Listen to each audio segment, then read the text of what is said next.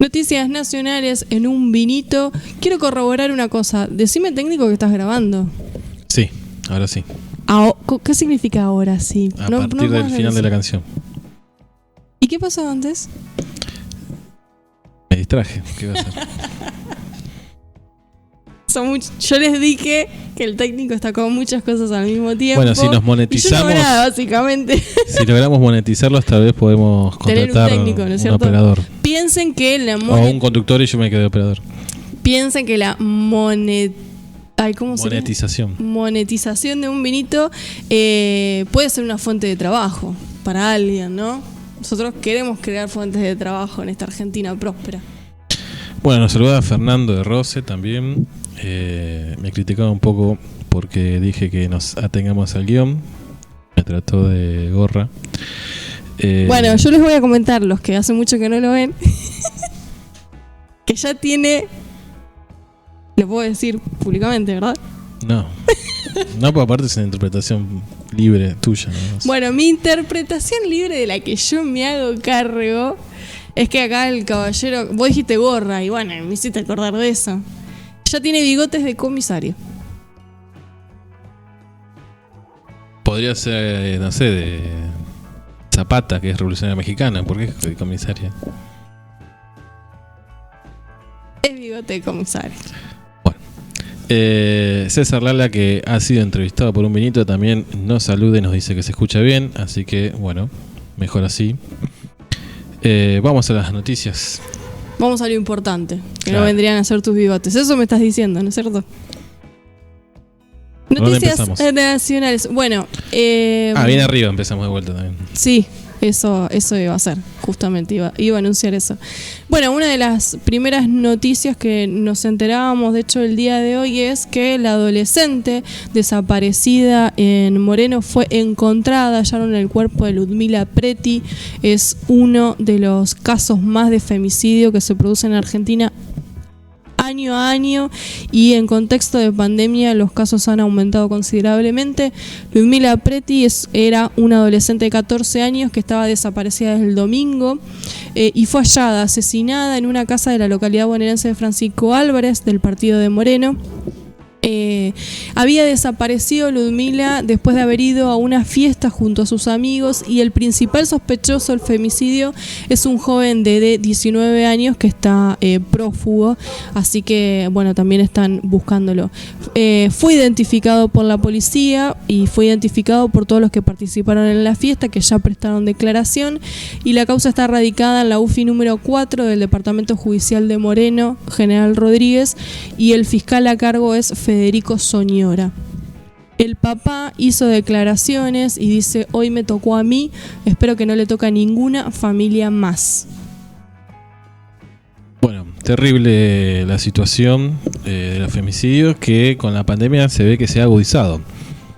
Porque el año pasado se había cerrado con un promedio cada 30, no me acuerdo bien, si cada 32, 34. Cada 26 horas. Por eso se ha acelerado los femicidios. Que no sé si hay alguna explicación, ¿no? Desde el feminismo, de los distintos colectivos, si hay alguna relación con la campaña en sí mismo, ¿no? O esta pelea que está dando el feminismo, si es que se está visibilizando ahora, o hay una aceleración de la violencia contra la mujer en estos últimos años.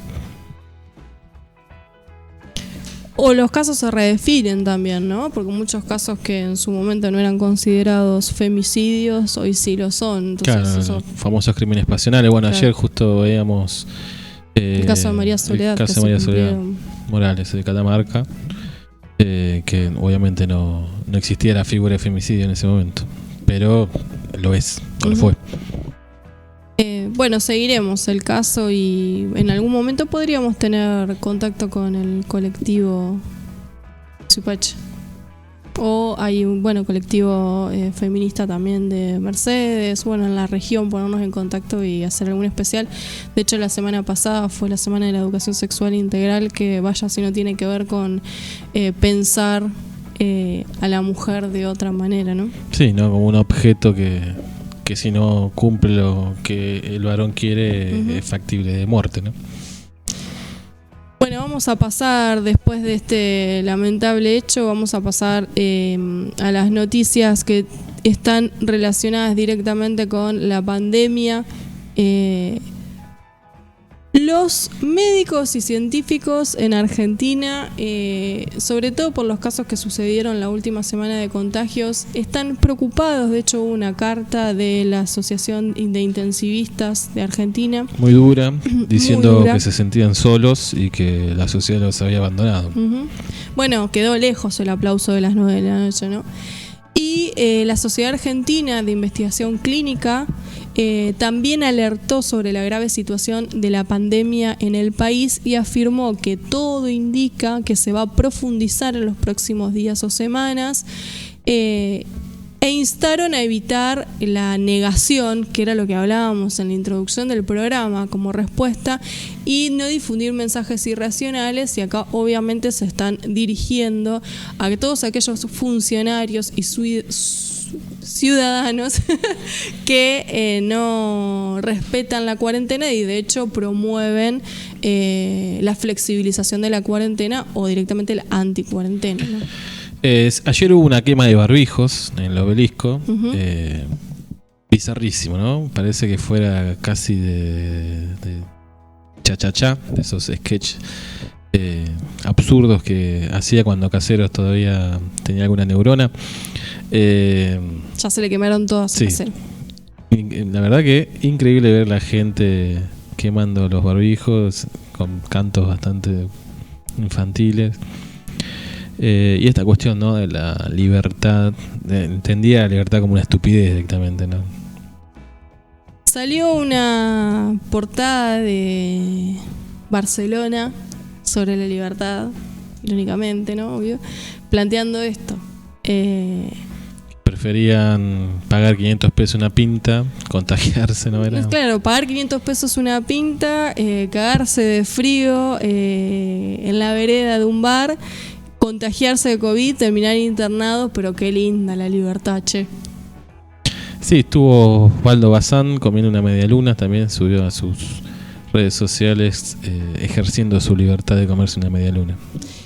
El problema que están anunciando los especialistas médicos en sus diferentes ramas, como la carta de los infectólogos, es que lo que están visualizando es el límite del sistema de salud, aquello que preocupaba al principio de la pandemia, que era retrasar que el sistema de salud colapsara y aminorar los casos de contagio por día. Bueno, lo cierto es que ya hay varias localidades en todo el territorio argentino que tienen su capacidad de terapias intensivas ocupadas en el mayor porcentaje, y esto obviamente es un problema porque aquel que quema barbijo, aquel que se va a tomar una birra y no cumple ningún protocolo, etcétera, etcétera, o aquel, como ahora lo vamos a mencionar, aquellos diputados de Juntos por el Cambio que piden el tratamiento presencial porque hay cosas que de manera virtual no se puede tratar. Explícamela. Sí, se ponía el ejemplo de tienen coronavirus, del canje de deuda que se hizo todo vía Zoom. 60.000 millones de dólares, más de 60.000 millones de dólares se negociaron a través de Zoom. Pero bueno, los diputados de Junta por el Cambio lo que se ahorra no en viaje, hacerlo. Ojo para próximas, después de post-pandemia. Flaco, solucioname esto vía Zoom. Sí, ya que cobran desarraigo, habría que sacarle ese ítem de su sueldo, ¿no? De su dieta. Claro. Pienso, vos podés gestionar, organizar una institución educativa de manera virtual.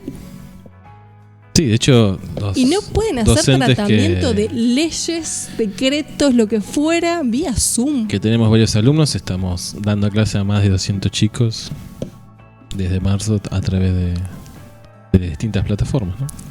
Es inconcebible que haya funcionarios que no tengan ningún argumento. Empezamos por ahí. Está más que claro que es el me opongo porque me opongo, no hay mucha... de hecho, cuando se levantaron... no había ninguna ley polémica para discutir y era un subsidio para la industria hotelera y los trabajadores de la industria hotelera. Uh-huh. Se ve que le importa un poco y nada también. El diputado que exigió la presencialidad es José Núñez, entre otros, de Juntos por el Cambio, pero la cuestión es que este santafesino que rechazó las teleconferencias en la Cámara Baja y que fue uno de los promotores de las movilizaciones anticuarentena, dio positivo en COVID y bueno, ahora están todos sus compañeros legisladores a la expectativa de sus resultados. Aislados, quiero creer. Aislados. ¿No? Queremos creer, sí, claro. No, ya no damos nada por obvio. Bueno, la semana anterior, no recuerdo ahora el nombre del legislador, también de Juntos por el Cambio, que él dijo que le chupaba un huevo, literalmente, la cuarentena y que iba a ir a visitar a su madre. Contenta la madre, ¿no? De que la puedan contagiar por saludo, ¿no? Habría que ver antes de la pandemia si se ocupaba tanto de su madre, ¿no? Para esos de Juntos por el Cambio, cuyo líder político dijo en algún momento los que caen en la escuela pública, felizmente tenemos una noticia que llega del laboratorio de exactas de la UBA, la educación pública de la que tanto aborrecen los neoliberales como Macri y todos sus séquitos de Juntos por el Cambio. Un laboratorio de exactas de la UBA consiguió establecer un sistema de muy bajo costo y alta eficiencia para producir a escala industrial una proteína del coronavirus que se utiliza para la elaboración de test diagnósticos, de antisueros y de vacunas. Así que bueno, los vagos del CONICET siguen logrando avances científicos en contra del coronavirus. Exactamente. Esto se suma, me imagino que será complementario al diagnóstico que ya había pasado todas las pruebas, creo que ya se estaba empezando a usar, que también había sido diseñado por un equipo del CONICET. CONICET que también está en desarrollo de una vacuna, ¿no? Claro, sí. Propia. Que hay varios proyectos de vacuna. Bueno, hay uno del CONICET que está bastante avanzado también. El detalle técnico de este proyecto, que es interesante porque, bueno, presentaron el proyecto, fue rechazado por la Agencia Nacional de Promoción Científica y Tecnológica porque no cumplía con algunos de los requisitos que la agencia... pero después fue reevaluado.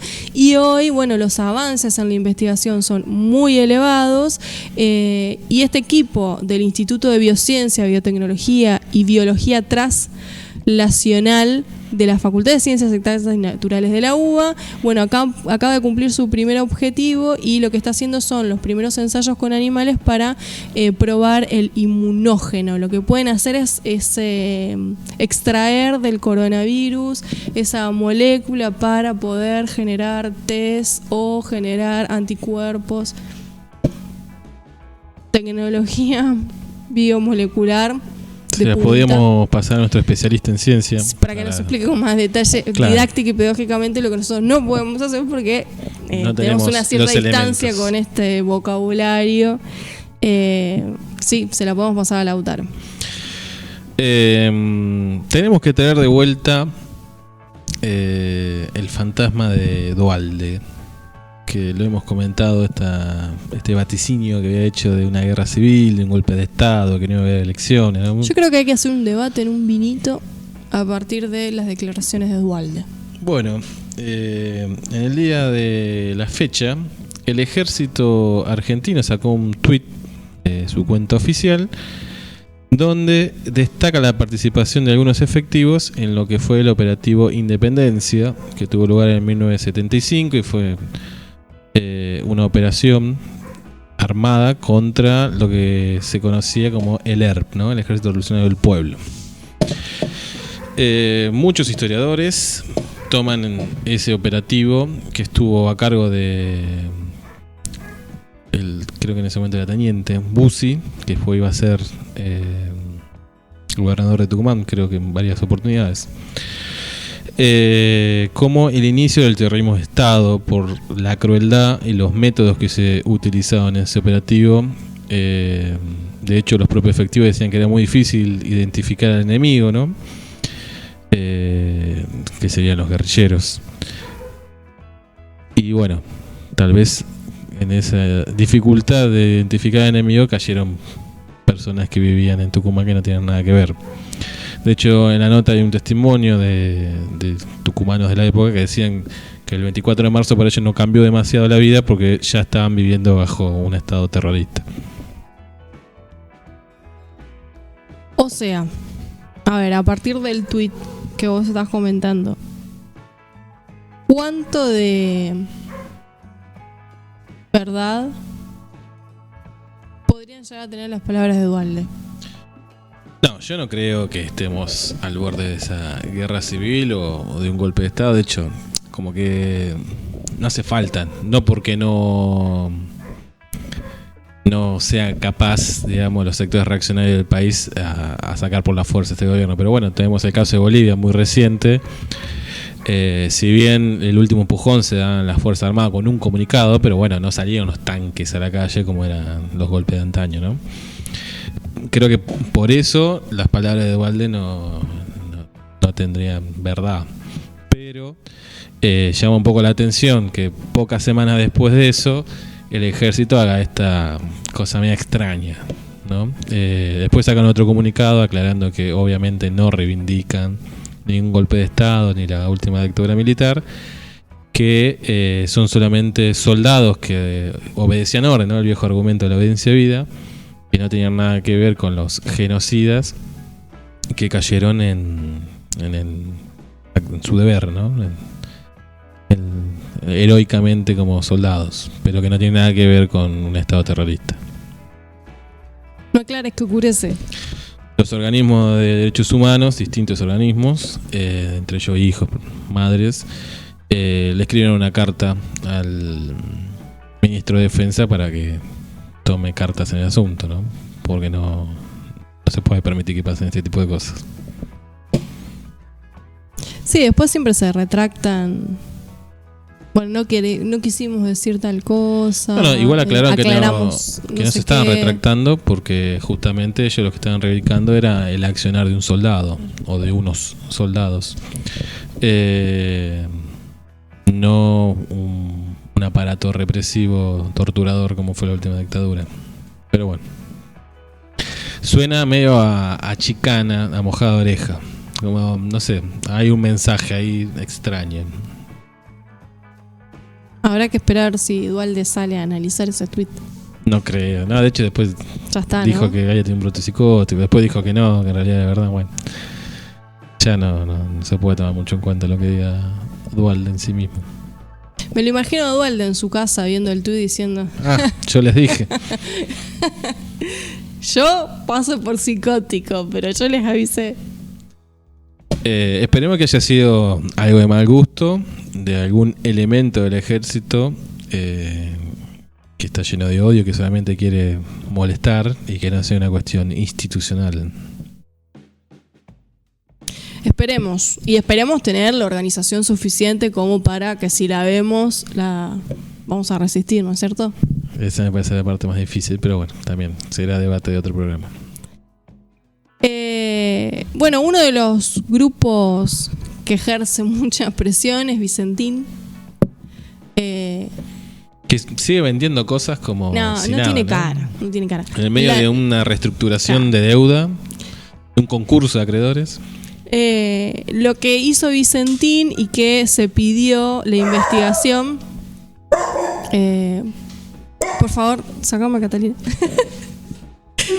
Lo que les contaba, que lo que hizo Vicentín es vender uno de sus frigoríficos y la plata recaudada de la venta la derivó directamente a Uruguay. Entonces lo que le está pidiendo desde la justicia, lo que se está pidiendo, la presentación que se hizo es del Banco Nación, justamente evitar la fuga de las empresas que forman parte del grupo Vicentín en un contexto que, como Sebastián decía, están en en deuda millonaria con el Banco Nación justamente y en concurso de acreedores. Claro, lo que reclama el Banco Nación es que en el caso que ese concurso termine con la ejecución de la empresa, cuando se venda, ¿qué va a quedar? Claro, Si se desprende exactamente. de todo. Y no solo eso, vendieron este frigorífico y la plata de la compra la trasladaron a Vicentín, Uruguay. Uh-huh. Sin pasar por la filial de Argentina. Estrategia que ya utilizaban para la exportación de soja y de esa manera también evadir impuestos a través de Vicentín, Paraguay y a través de Vicentín, Uruguay. Lo que no comprendo es cómo en un contexto como el que está Vicentín, ¿no? En concurso de acreedores, con causa judicial, cómo esto es posible. Digamos, pueden hacer cualquier cosa.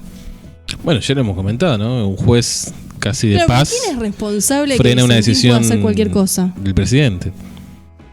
¿Quién es Vicentín? ¿Quién es responsable, digamos? ¿A quién nosotros tenemos que acudir para decir, escúchame, hermano, se te está escapando Vicentín? Yo creo que tiene que ver con esto que decías vos de la organización. Si en vez de salir a pedir la ejecución de Vicentín o la expropiación de Vicentín, salimos a defender esta manga de ladrones que vacían una empresa, es muy difícil. Lo que esto da cuenta de la importancia que tenía la intervención, como mínimo, de la empresa. Después discutimos la expropiación, pero la intervención era de base de que tenía que pasar eso. Para que justamente no vacíen la empresa y por segunda vez evadan de pagar lo que tienen que pagar. Como el discurso, ¿no? Hoy decíamos en la introducción, el análisis que hacía el sociólogo que después comentamos, como el discurso de buena onda, del consenso, de la estabilidad entre las partes, de la no grieta, termina generando y siendo muy contraproducente. Y es un llamado de atención, en eso yo coincido plenamente con lo que vos estás planteando, es un llamado de atención a las bases. Claro, ¿cómo vamos a defender lo que votamos, no? O lo que elegimos, o donde militamos. Sí, cómo vamos a encaminar aquello que nosotros, y más en este contexto en el que se necesita clara ayuda, ¿no? Uno solo no puede con Alberto todo. fue muy claro el 10 de diciembre cuando dijo: si yo desvío el camino, salgan a la calle a reclamármelo. Está bien, estamos en un momento complejo porque esa opción de salir a la calle no está, porque no somos trastornados anti-cuarentena. Y no vamos a salir masivamente a la calle para contagiarnos a todos y perjudicar a la sociedad en su conjunto. Pero sí, habría que encontrar la manera, no sé, alguna cuestión creativa dentro del contexto para bancar este tipo de cosas, porque con Vicentín se perdió una oportunidad y bueno, muy poquito tiempo después estamos viendo el por qué era importante esa intervención. Una pizca de organización parece que están teniendo algunos gremios que lanzaron una campaña para lograr reducir la jornada laboral. Dice, la campaña sería trabajar menos para que trabajen más.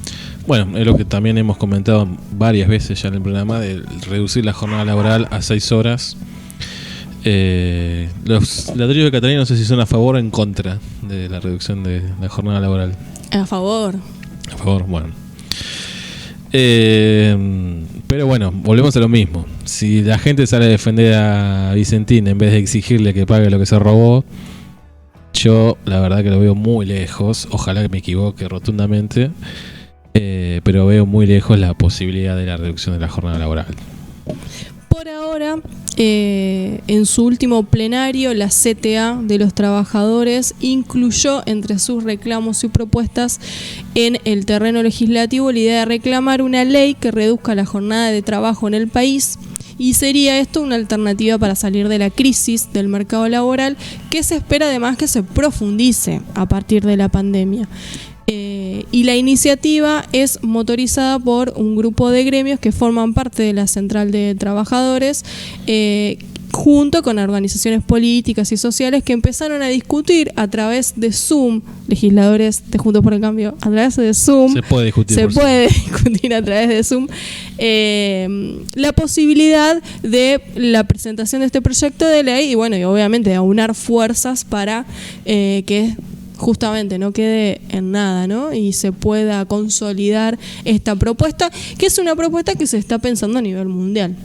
Sí, de hecho algunos países ya lo han aplicado. Hemos contado el caso de Nueva Zelanda.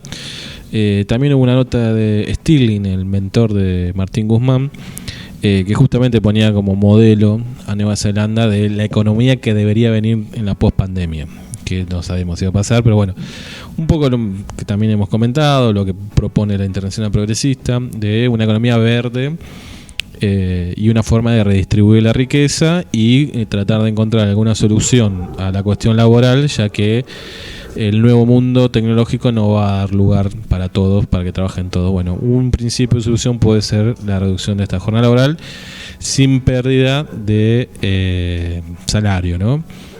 Hay un caso en Alemania de algunas ramas de la industria donde se redujo un 10%, que bueno, ahí ya entraría en parte de la negociación con distintos sectores, pero bueno, ojalá pueda prosperar esto, pero bueno, yo soy bastante escéptico en pensar que sea posible.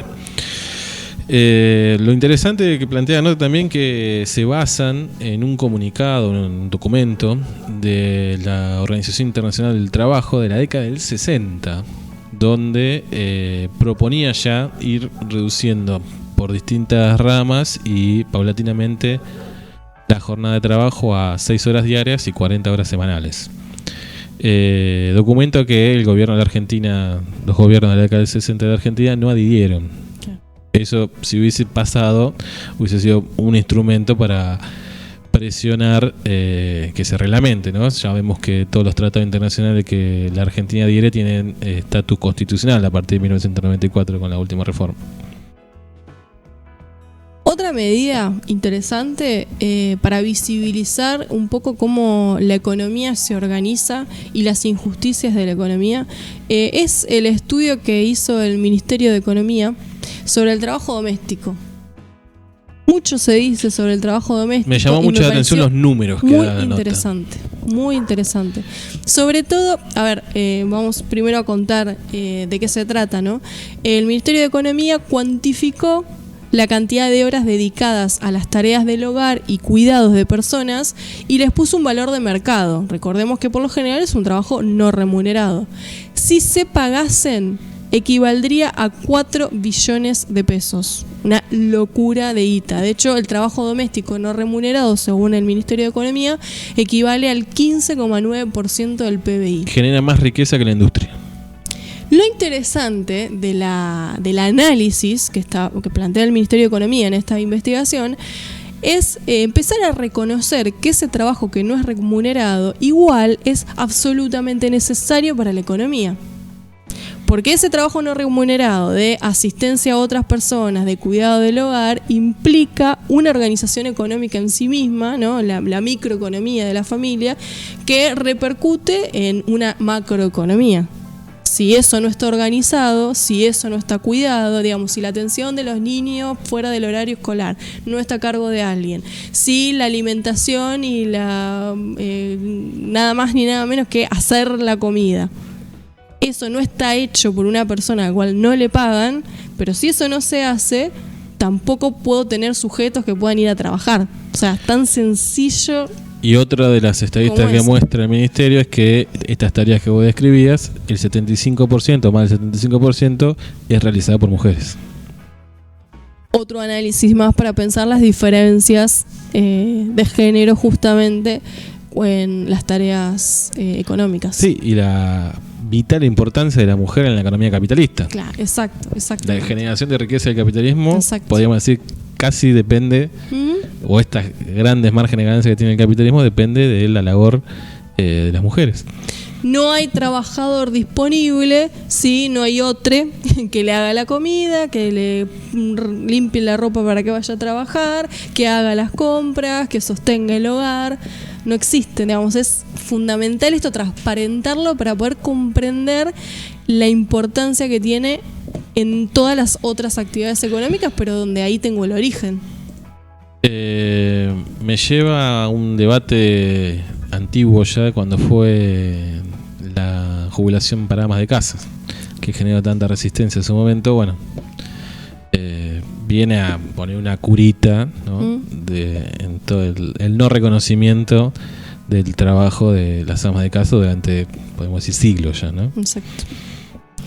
Bueno, pasado esto, no sabía, yo me enteré este día de hoy que teníamos un municipio que se quiere separar de la provincia de Buenos Aires. Sí, es tan ridículo como la intención de separarse de Mendoza, ¿no? Que también supimos esta semana que pidió respiradores y personal porque el sistema de salud mendocino está al borde del colapso, igual que el de Jujuy. Tandil también tiene de 25 camas de terapia intensiva, solamente quedan 12 disponibles, pero dijo que no va a respetar las fases que dispuso el gobernador de la provincia, porque sí, porque está haciendo uso de su libertad también, ¿no? No hay juicio político en esas situaciones. Yo le quiero mandar juicio político a todo, ¿no? Pero no puede ser que no haya límite.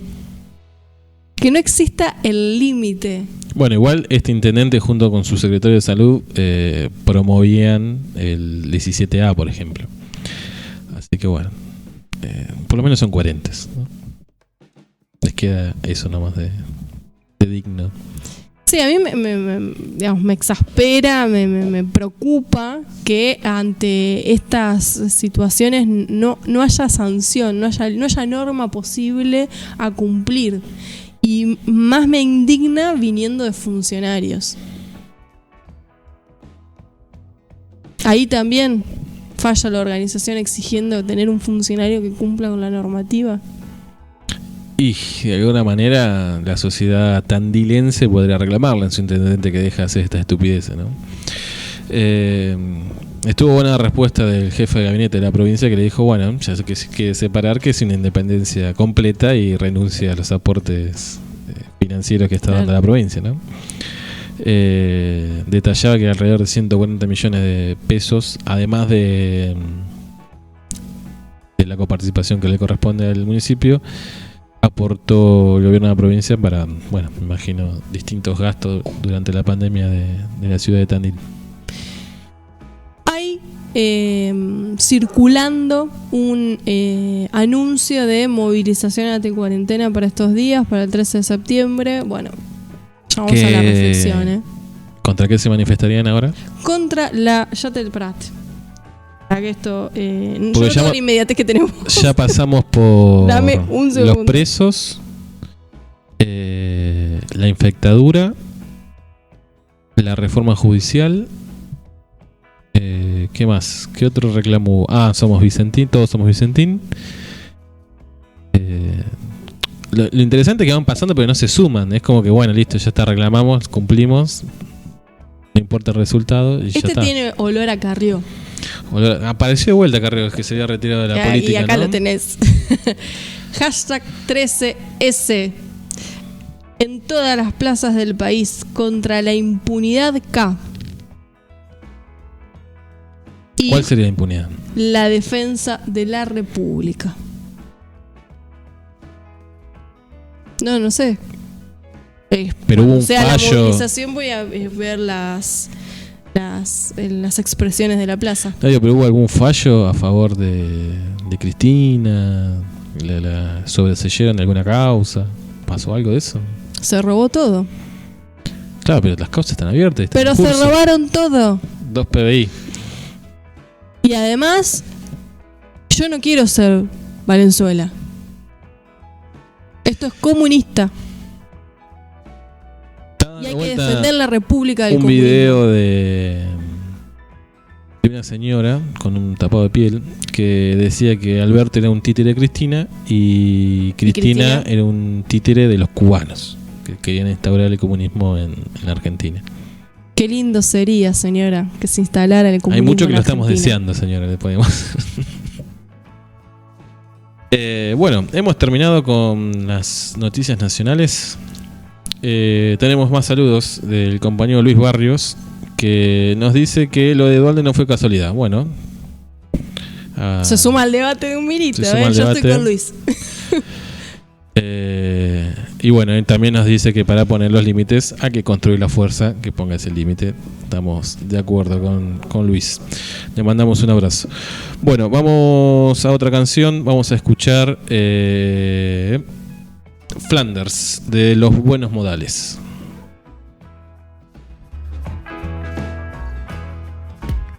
Flanders. ¿Estás desconectado? Un vinito radio te spoilea la realidad. Spoilear, 2 puntos. Contarle y o mostrar la información concreta sobre un acto a alguien que no lo sepa y sin el consentimiento de esa persona. Esto se usa mucho con las películas y series. Un vinito entiende la realidad como un concepto relativo y no absoluto. Por lo que ponemos en funcionamiento la realidad que estamos spoileando. Punto.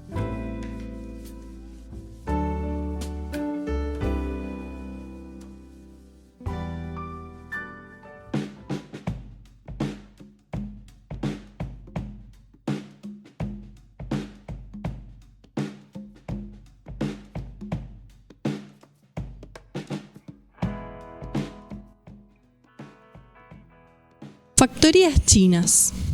El 6 de julio pasado, la Cancillería Argentina difundió una comunicación entre el ministro Felipe Solá y el ministro de Comercio chino, John Zhang, y anunció una asociación estratégica entre ambos países para producir 9 millones de toneladas de carne porcina de alta calidad, con una inversión mixta entre empresas chinas y argentinas.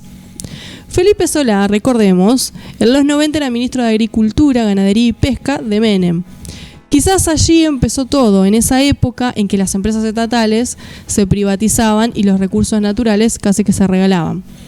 En esa época Solá, por ejemplo, firmó un acuerdo con España y se desbastó el litoral marítimo argentino.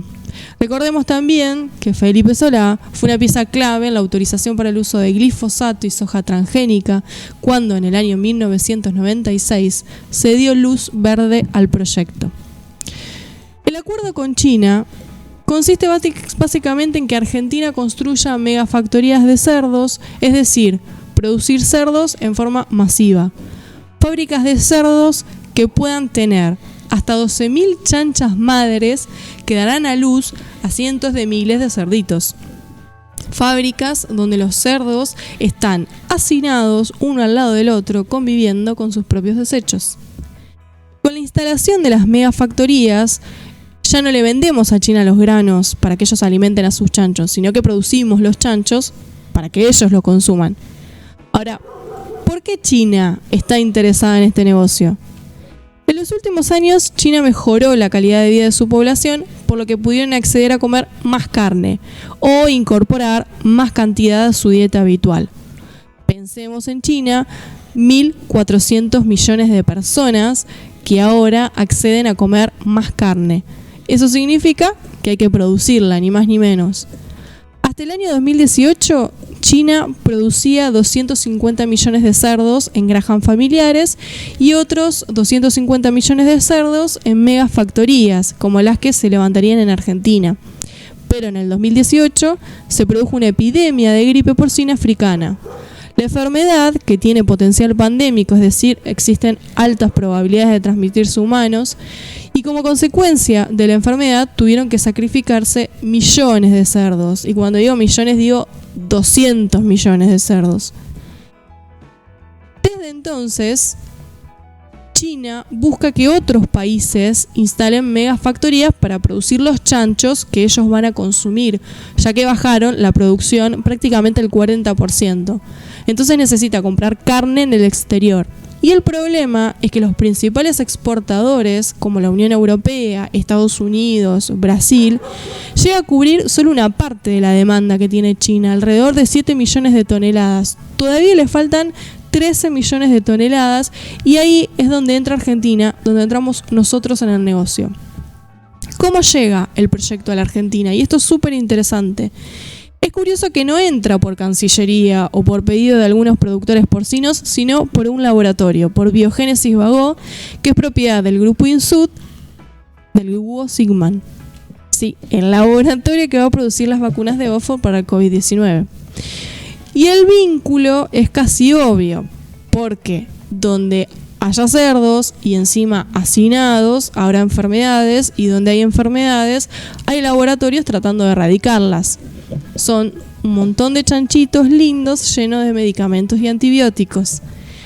Ya el 8 de enero, Biogénesis Bagó, en un comunicado, expresó que tras la crítica situación que vivía China, proponía una asociación binacional para ampliar la producción de 6 a 100 millones de cerdos en un periodo de 5 a 8 años. La multiplicación de cerdos en Argentina provocaría, por ejemplo, que por cada habitante argentino haya 2 cerdos, o sea, más cerdos que argentinos. Semejante negocio implica cubrir la mitad de la demanda de carne que necesita China y cubrir la faltante de dólares, que siempre viene bien en un país que está súper endeudado. Desde que nos enteramos del negocio por acción de varias asociaciones, las informaciones también se fueron modificando.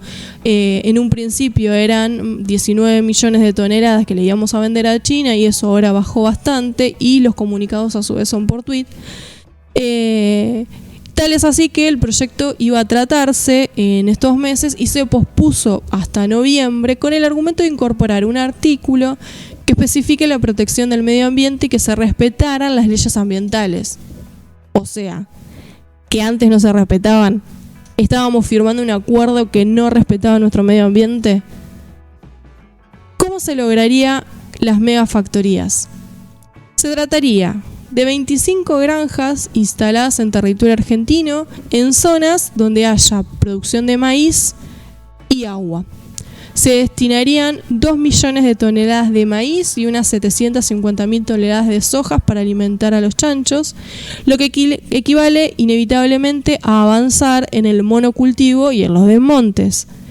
En un país cuyas 3/4 partes prácticamente hemos visto en los últimos días está incendiado por el agronegocio, o sea, por el monocultivo y los desmontes, y además ni hablar del uso de los agrotóxicos que matan poco a poco la tierra, y además millones de litros de agua. Cada cerdo toma aproximadamente 10 litros de agua diarios, además de que se los baña 2 veces al día, justamente para evitar enfermedades y limpiar sus celdas y sus desechos. Ahora, ¿cuáles serían las consecuencias de las megafactorías? Encontrarnos en 5 años con amenaza de otras epidemias, por ejemplo, como sucedió en México en el 2008 o como en Brasil durante este año, que advirtió de un brote con potencial pandémico en una granja de cerdos, o más incendios por la deforestación que provoque el monocultivo de la soja o escasez de agua. Según Soledad Barruti, las granjas factoría o megagranjas son un caldo de cultivo de tóxicos. Incluso en países desarrollados como los Estados Unidos, los desechos van a unos piletones de tamaño tan descomunal que los excrementos suben a las nubes y terminan lloviendo sobre la población. Literalmente llueve caca. Algunos podrán decir que nos quedan los dólares. Pero no nos olvidemos que esas empresas o megafactorías no son enteramente argentinas, son chinas. Entonces, le vendemos lo que producimos acá, pero no es nuestro. Y los recursos naturales, no renovables, también se los llevan otros. Y la contaminación del suelo por el uso excesivo de monocultivo y los agrotóxicos también se quedan acá. O las escuelas rurales fumigadas también son nuestras. O los niños que nacen con malformaciones son nuestros. El aumento de casos de cáncer en poblaciones rociadas con glifosato son nuestros. Un negocio. Bueno, hay como mucho para analizar y poder entender de toda esta situación, ¿no? Primero, creo que esto tiene que ver con algo que ya hemos charlado, que son las tensiones del propio Frente de Todos, ¿no? Y lo que decíamos antes de cuando Alberto nos dijo que salgamos a la calle si desviaba el rumbo. Bueno, de un primer momento, la presencia de Felipe Solá a muchos nos hizo un poco de ruido, pero bueno, entendemos que justamente es con todos y tienen que estar por ahora, ¿no? Recordemos que Felipe Solá fue, por ejemplo, el que disolvió definitivamente la Junta de Regulador de Grano, ¿no? Lo que había quedado del viejo IAPI, donde el Estado compraba toda la producción agropecuaria y se hacía cargo de la exportación del propio Estado, sobre todo a través de su marina mercante. Bueno, todo ese circuito fue desmantelado por el gobierno de Menem, y bueno, el que firma la sentencia de muerte de la Junta Regular de Grano fue Felipe Solá, cuando se desempeñaba como subsecretario de Agricultura. Así que bueno, ya tiene una historia en estos negocios. Un prontuario no amigable con el medio ambiente. Sí, bueno, Mercedino, ¿no? El compañero Felipe. Por otro lado, esto que decías de el tema de las divisas. Bueno, el tema de la soja creo que ya es un claro ejemplo de que esas divisas a los argentinos del llano nos llegan, ¿no? Sobre todo si aparecen gobiernos que le sacan las retenciones, ¿no? Que es el único instrumento que nos queda como Estado para poder acceder a alguna partecita de esas cuantiosas ganancias que genera el agronegocio. Pasaría exactamente lo mismo. No van a ser, no va a haber una marina mercante argentina, no va a haber una exportadora de carne de cerdo argentina, así que es muy poco lo que quede de ese negocio, porque otra vez deberían aparecer retenciones, en este caso a la carne de cerdo, y esa sería la única manera de que el Estado pueda rasguñar alguna partecita de los dólares de los chanchos. Es el postcolonialismo. Digamos, se llevaron nuestros recursos naturales cuando llegaron de España en aquel viaje de Colón, arrasaron con estas tierras, y hoy con el argumento, ¿no? Implícito de los países que estamos súper endeudados, con ese argumento nos ofrecen negocios que no hacen más ni menos que llevarnos nuestros propios recursos naturales, o lo que queda acá, que quede contaminado. Y contaminado es severamente contaminado. Bueno, me hace acordar la nota, que no sé si fue el lunes pasado o el anterior que comentamos, que dijimos que crítica dura, ¿no? Viniendo desde el cohete a la luna. Pero que hablaba, bueno, de esto, ¿no? Del saldo ambiental y de recursos naturales, que la cuestión de la deuda es un detalle, una coma en toda la cantidad de millones y millones de dólares que se llevan en recursos naturales. Uh-huh. Pienso en la hipocresía también de algunos funcionarios, porque vos mencionabas, bueno, las fracciones, ¿no? Dentro del Frente de Todos. Pensaba en Bernie, que en los últimos días ha salido diciendo que la propiedad privada se respeta porque es ley. Y yo pienso, bueno, y la propiedad de los recursos naturales que nos compete a todos los ciudadanos argentinos, y que se lo llevan para alimentar otra población. Es el mismo argumento de la propiedad privada en Vicentín. Parece que solo valiera la propiedad privada de los poderosos, ¿no? Ahora la propiedad privada de los empleados de Vicentín, la propiedad privada de los productores que dejaron a la buena de Dios, no vale, porque eso también es la propiedad privada de ellos. Y en este caso es una propiedad privada nacional, digamos, ¿no? De los argentinos que se están llevando por monedas. Recapitulando, sería como consecuencia inmediata de instalar megafactorías,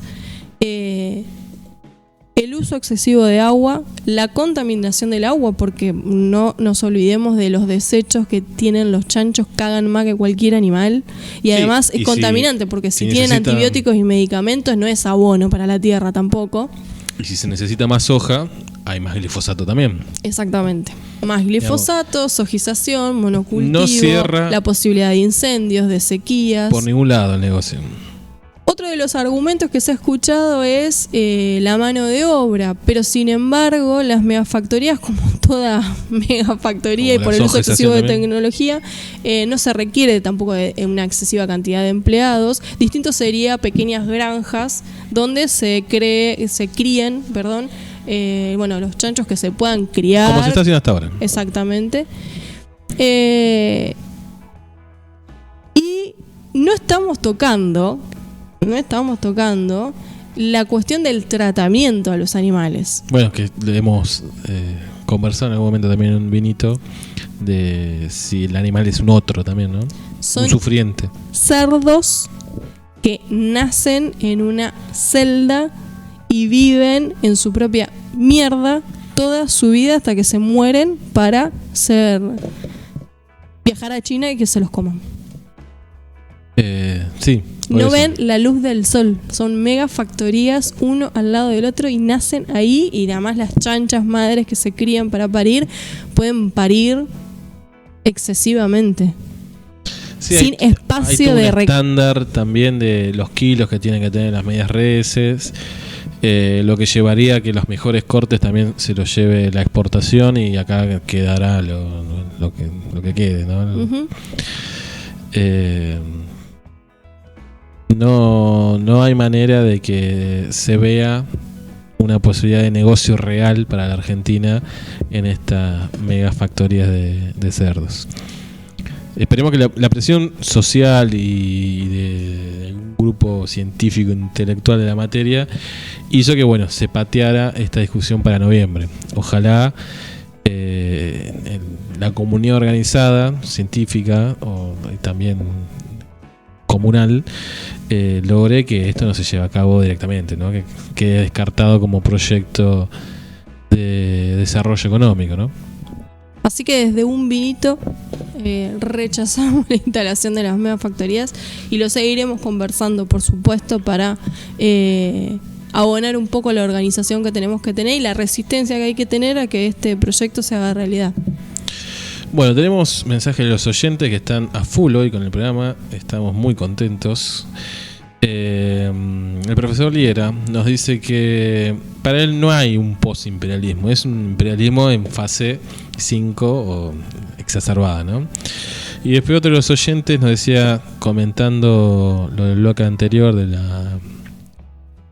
la marcha, que decía 14S, basta democracia, paredón para los cipayes.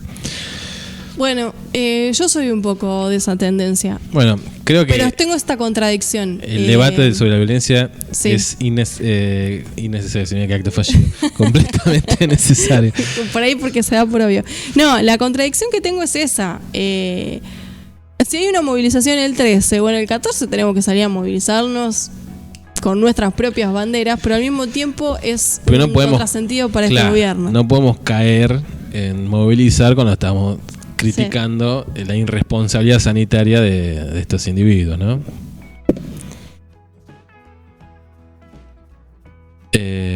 Bueno, esperemos generar algún tipo de conciencia, aunque sea poquita, de lo que significa estas producciones masivas, ¿no? Ya sea de cerdo, de granos o lo que fuese, de hidrocarburos, ¿no? Como también puede ser vaca muerta, que puede ser otro tema también a charlar. Tenemos el caso de vaca muerta, tenemos la experiencia de Ecuador, bastante nefasta también para el país hermano. Y bueno, le agradecemos a todos los oyentes que hoy están muy prendidos en el programa. Hemos duplicado nuestra audiencia en el día de la fecha, así que más que contentos. Vamos a escuchar otra canción y volvemos con nuestro columnista de literatura, ¿no? Ya estamos nuevamente pasado de tiempo. De hecho, nos está diciendo también el profesor Liera que más que un vinito ya es una damajuana por la extensión del tiempo. Así que bueno, vamos a escuchar Los libros de la buena memoria por Gustavo Cerati y Lito Vitale.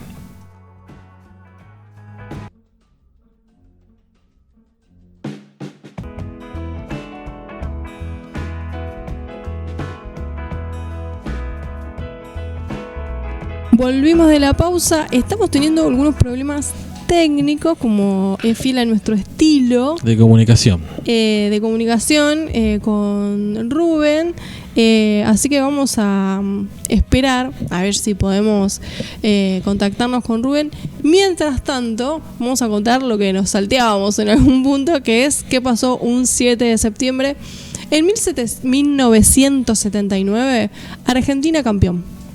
La selección argentina de fútbol sub-20 ganó el Mundial de Japón al vencer por 3-1 a de la Unión Soviética con goles de Hugo Alves, Ramón Díaz y Diego Maradona.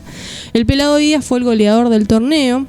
el primero de los 6 títulos mundiales ganados hasta ahora por la selección argentina sub-20. En el 2005 muere en la ciudad mendocina de Las Heras, a la edad de 66 años, el boxeador Nicolino Loche, apodado el Intocable. Yo de boxeo no sé absolutamente nada, así que...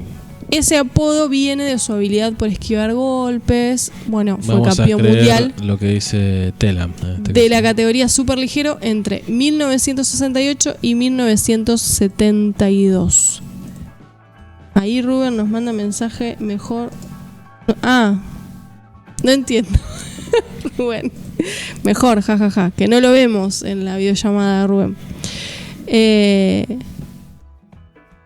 Y que hay mucho delay. Eso es cierto, lo comprobamos en la pausa, que hay mucho delay en la llamada. Entonces interpretábamos que no nos escuchábamos mutuamente. Pero bueno, vemos.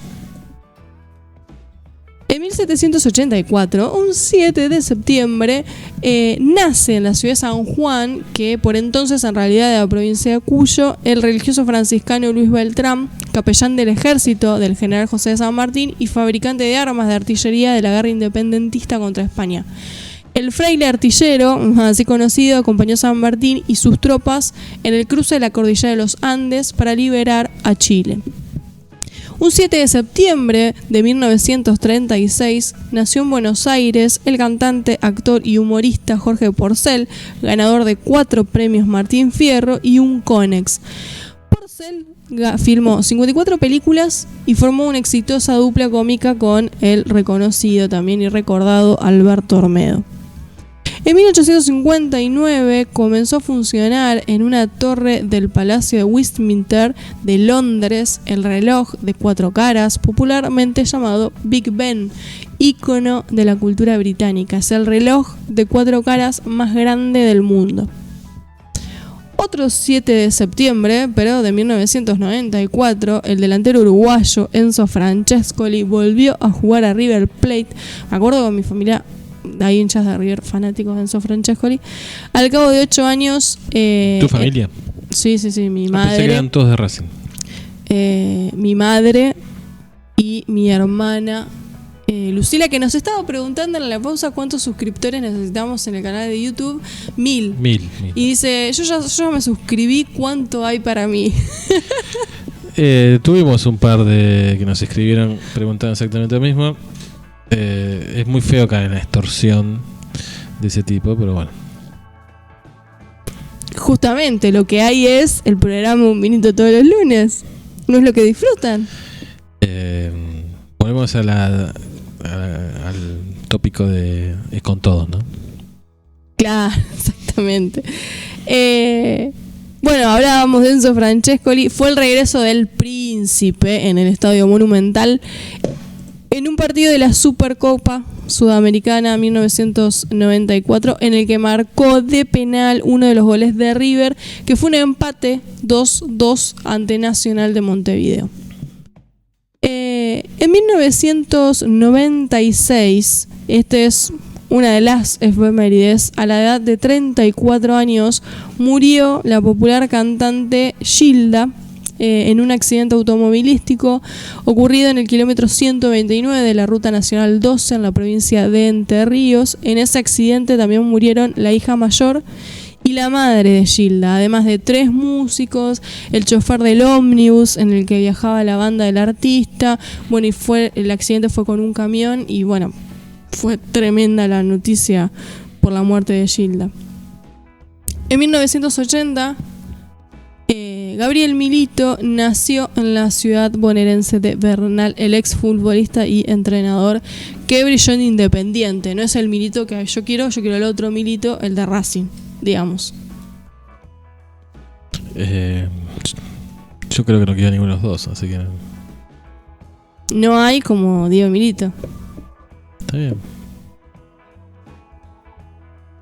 Yo los que no hicieron nada por la selección argentina me son indiferentes, ¿no? Ni bien ni mal, ¿no? Entonces querés al Piojo López. Sí, el gol que le metió a Brasil, Copa América, recordado. Escuchamos una canción y ya volvemos con Rubén, que aparentemente estaría solucionado el problema técnico, ya lo estamos viendo, así que para hacerlo un poquito más prolijo, escuchamos este tema y estamos con la columna de literatura. Y feliz día a los metalúrgicos. Feliz día a los metalúrgicos. Y otra efeméride que podríamos haber desarrollado, pero me olvidé, fue el día de ayer que se conmemora el primer golpe de Estado, 6 de septiembre de 1930, lo que arrancaría una seguidilla de intervenciones militares en la política argentina durante el siglo XX.